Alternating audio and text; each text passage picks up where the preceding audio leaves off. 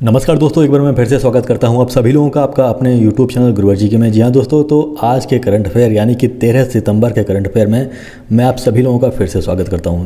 तो दोस्तों, सबसे पहले आज हम पहले प्रश्न को लेकर आए हैं। आज का पहला प्रश्न है दोस्तों कि दिसंबर 2021 से लेकर दिसंबर 2022 तक G20 की अध्यक्षता कौन सा देश कर रहा था? भारत, इंडोनेशिया, अमेरिका, चीन। जैसा कि आपको पता है दोस्तों कि दिसंबर 2022 से लेकर दिसंबर 2023 का जो अध्यक्षता है G20 का, वो भारत के पास है। दिसंबर में यह फिर से दूसरे देश के पास चला जाएगा। इस सवाल में पूछा गया है कि दिसंबर 2021 से 2022 तक यानी कि भारत के पहले G20 की अध्यक्षता किस देश के हाथ में था? आपको ये उत्तर बताना है। जी हाँ दोस्तों, यदि आप चुनते हैं बी तो आप बिल्कुल सही हैं। जी हाँ दोस्तों, इंडोनेशिया यानी कि दिसंबर 2021 से लेकर दिसंबर 2022 तक जो G20 की अध्यक्षता थी वह इंडोनेशिया के पास थी। अगला प्रश्न है दोस्तों कि भारत के बाद G20 की अध्यक्षता किस देश को सौंपी गई है? इंडोनेशिया, चीन, जापान, ब्राज़ील। बताइए दोस्तों आपका क्या जवाब होगा।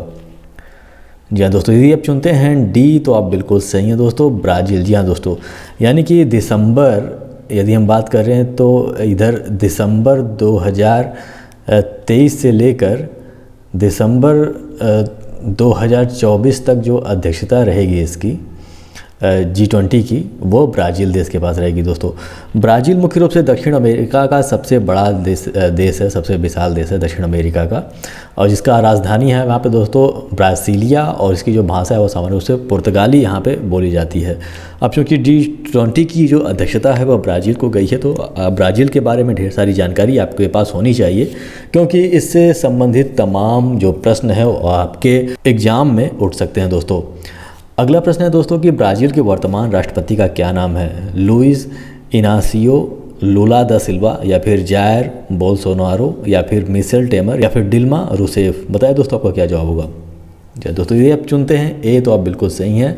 ब्राज़ील के वर्तमान राष्ट्रपति का नाम लुइज इनासियो लुला दा सिल्वा है। यहाँ पे आप इनकी तस्वीर देख सकते हैं दोस्तों, क्योंकि ब्राज़ील के पास ही G20 से संबंधित अध्यक्षता इस बार गया है, यानी कि 2023 और 2024 का।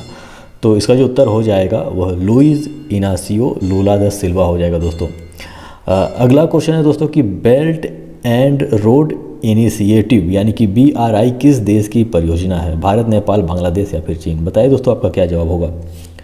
जी हाँ दोस्तों, यदि आप चुनते हैं चीन तो आप बिल्कुल सही हैं। जी हाँ दोस्तों, बेल्ट एंड रोड इनिशिएटिव यानी कि BRI एक परियोजना है, एक बहुउद्देशीय परियोजना है चीन का, और इसमें मुख्य रूप से जो चीन है वह रोड का निर्माण कर रहा है, और एशिया, यूरोप तथा अफ्रीका के बीच भूमि और समुद्री क्षेत्र में यह कनेक्टिविटी चाहता है, और 21वीं सदी की सामुद्रिक सिल्क रोड के रूप में इसे जाना जा रहा है, और एशिया के साथ साथ विश्व पर अपना अधिकार जमाना चाहता है चीन। जी हाँ दोस्तों, आप लोग को पता होगा कि एक सिल्क रूट था चीन के बारे में, जैसे कि प्राचीन समय में जो चीन जिस रास्ते व्यापार करता था, और सामान्य रूप से सिल्क के कपड़े का व्यापार चीन जिस रास्तों से करता था वह सिल्क रूट के नाम से जाना जाता था, जो कि प्राचीन मार्ग था चीन का। आप लोग को पता है कि चीन में बहुत पहले यानी हज़ारों साल पहले चीन में मुख्य रूप से सिल्क का उत्पादन होता था, और चीन ने बहुत दिनों से इस दुनिया से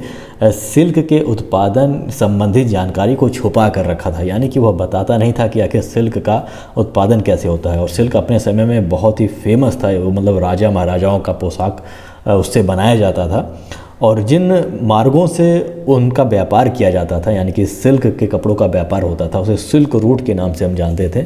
लेकिन जो 21वीं सदी में बेल्ट एंड रोड इनिशिएटिव के संदर्भ में जो चीन रोड बना रहा है उसे 21वीं सदी की सामुद्रिक सिल्क रोड के रूप में जाना जा रहा है।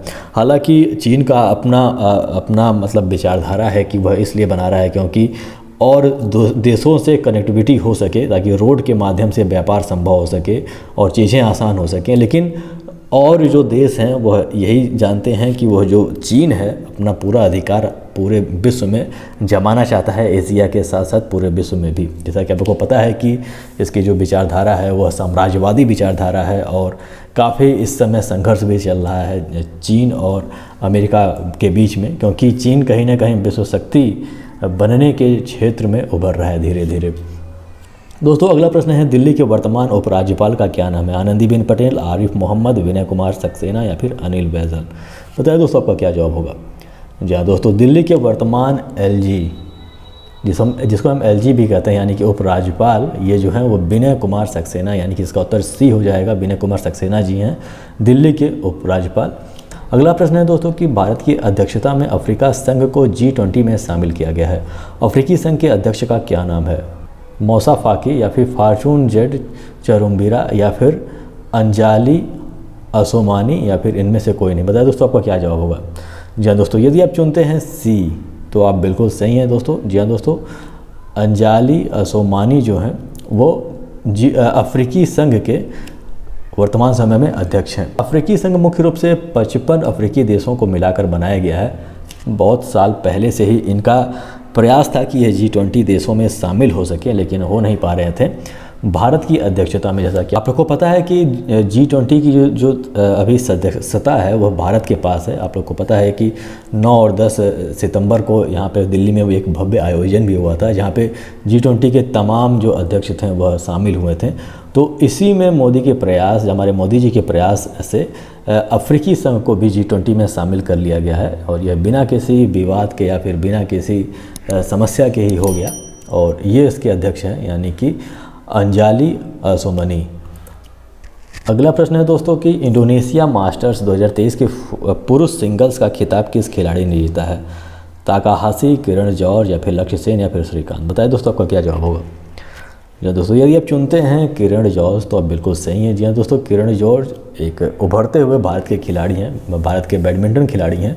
इंडोनेशिया मास्टर 2023 के पुरुष सिंगल्स का खिताब इन्हीं के हाथ आया है। इन्होंने ताकाशाही को हराया है, और यहाँ पे आप इनका तस्वीर देख सकते हैं दोस्तों। और इसका प्रारंभ यानी कि इंडोनेशिया मास्टर्स का जो प्रारंभ था वो मुख्य रूप से 2010 में हुआ था, और यह प्रतिवर्ष होने वाला एक प्रतियोगिता है दोस्तों। अगला प्रश्न है दोस्तों कि कितने भारतीय युवा वैज्ञानिकों को शांति स्वरूप भटनागर पुरस्कार 2022 के लिए नामित किया गया है? 18, 12, 15 या फिर 5। बताइए दोस्तों आपका क्या जवाब होगा। जी हाँ दोस्तों, यदि आप चुनते हैं बी तो आप बिल्कुल सही हैं। जी हाँ दोस्तों, 12 युवा वैज्ञानिकों को शांति स्वरूप भटनागर पुरस्कार 2022 के लिए नामित किया गया है। युवा वैज्ञानिक इसलिए क्योंकि 45 वर्ष से कम युवा वैज्ञानिकों को सम्मानित किया जाता है इसमें दोस्तों, यानी कि जो 45 वर्ष से कम हैं जो वैज्ञानिक हैं उन्हें ही इसमें सम्मानित किया जाएगा, और इसमें 5 लाख रुपए और प्रशस्ति पत्र से इन्हें नवाजा जाता है दोस्तों। अगला प्रश्न है दोस्तों कि दुनिया की पहली क्लोन भेड़ डॉली जिसका नाम था को बनाने वाले वैज्ञानिक का हाल ही में निधन हो गया है। उनका क्या नाम था? इयान विल्मट या फिर एडविन हबल या फिर लाइस मिटमर या फिर मैरी क्यूरी। बताइए दोस्तों आपका क्या जवाब होगा। जी हाँ दोस्तों, जो पहली क्लोन जो थी, जो डॉली बनाया गया था, भेड़ जो डॉली थी जिसका नाम था, इसको बनाने वाले जो वैज्ञानिक थे वो इयान विल्मट थे। इनकी हाल ही में मृत्यु हो गई है, और यह काफ़ी फेमस भी हुई थी। यहाँ पे आप इसका एक छवि देख सकते हैं, जो उसके खोल में विभिन्न प्रकार की चीज़ों को भर के बनाया गया है। अब मतलब जो भेड़ डॉली उसकी मृत्यु हो गई है, और ये पहली क्लोन कोई जानवर था जो डॉली नाम था। इसके संदर्भ में बहुत सारे प्रश्न भी पूछे जाते थे आप लोगों से, तो ये काफ़ी महत्वपूर्ण प्रश्न हो सकता है। इनका जो वैज्ञानिक का जो नाम था जिन्होंने और जिसकी टीम ने इसे बनाया था, उनका नाम इयान विल्मट था, और इनकी हाल ही में मृत्यु हो गई है। 1996 में भेड़ डॉली को बनाया गया था, और ये जो इयान विल्मट थे वो मुख्य रूप से ब्रिटिश शोधकर्ता यानी कि ब्रिटिश नागरिक थे दोस्तों। आज का अंतिम प्रश्न है दोस्तों कि US ओपन 2023 के पुरुष सिंगल्स का खिताब किस खिलाड़ी ने अपने नाम किया? डेनियल मेदवेदेव या फिर नोवाक जोकोविच या फिर रोजर फेडरर या फिर हमको नहीं पता। बताइए दोस्तों आपका क्या जवाब होगा। जी दोस्तों, यदि आप चुनते हैं बी यानी कि नोवाक जोकोविच तो आप बिल्कुल सही हैं। नोवाक जोकोविच जो हैं वो US ओपन 2023 के पुरुष सिंगल खिताब के इन्होंने हासिल किया है, और डेनियल मेदवेदेव को इन्होंने हराया है जो कि रूस के खिलाड़ी थे, और जो नोवाक जोकोविच हैं वो मुख्य रूप से सर्बिया के खिलाड़ी हैं। उपविजेता जो थे वह डेनियल मेदवेदेव थे और रूस के खिलाड़ी थे जिसे इन्होंने हराया है।